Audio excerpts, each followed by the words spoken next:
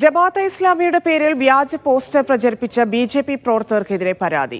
ജലജ ശ്രീനിവാസ് ആചാര്യക്കെതിരെയാണ് പരാതി. മൂവാറ്റുപുഴയിൽ പന്നിമാംസം വിൽക്കുന്നതിനെതിരെ ജമാഅത്തെ ഇസ്ലാമി രംഗത്തെത്തിയെന്ന് പറഞ്ഞായിരുന്നു ഫേസ്ബുക്കിലെ പോസ്റ്റ്. ഇതിനെതിരെ Jamaat Islami area president PA Muhammad കാസിമാണ് മൂവാറ്റുപുഴ പോലീസിൽ പരാതി നൽകിയത്. ലിഡിയ ജേക്കബ് ചേരുന്നു. ലിഡിയ, വിവരങ്ങൾ.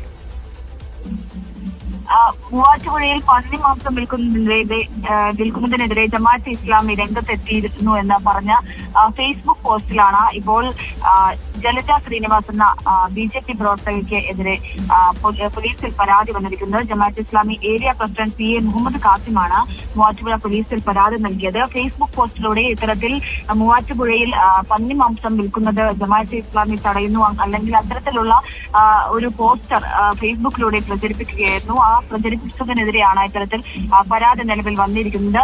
അതായത് ഇത്തരത്തിലുള്ള ഒരു വാർത്ത അല്ലെങ്കിൽ അത്തരത്തിലുള്ള പോസ്റ്റ് എന്ന് പറയുന്നത് അത് ഫേക്ക് ആണെന്നും അതിനെതിരെ നിയമ നടപടി സ്വീകരിക്കണമെന്നുമാണ് പരാതിയിൽ പറഞ്ഞിരിക്കുന്നത്. കാരണം ഇങ്ങനെയുള്ളൊരു സംഭവമായി അല്ലെങ്കിൽ ഇത്തരത്തിലുള്ള ഒരു സംഭവമായി ജമാഅത്തെ ഇസ്ലാമിക്കോ മറ്റ് ആളുകൾക്കോ ഇതുമായി ബന്ധപ്പെട്ട് പ്രവർത്തിക്കുന്ന ആളുകൾക്കോ യാതൊരുവിധ ബന്ധവുമില്ല എന്നതാണ് പരാതിയിൽ പറയുന്നത്. ഇത്തരത്തിലുള്ള ഒരു പോസ്റ്റർ അതിന്റെ പിന്നിലുള്ള ആളുകളെ കുറിച്ച് അന്വേഷിക്കണമെന്നും ജലജ ശ്രീനിവാസിനെ കുറിച്ച് അന്വേഷിക്കണമെന്നും അടക്കമുള്ള കാര്യങ്ങളാണ് നിലവിൽ പരാതിയിലുള്ളത്.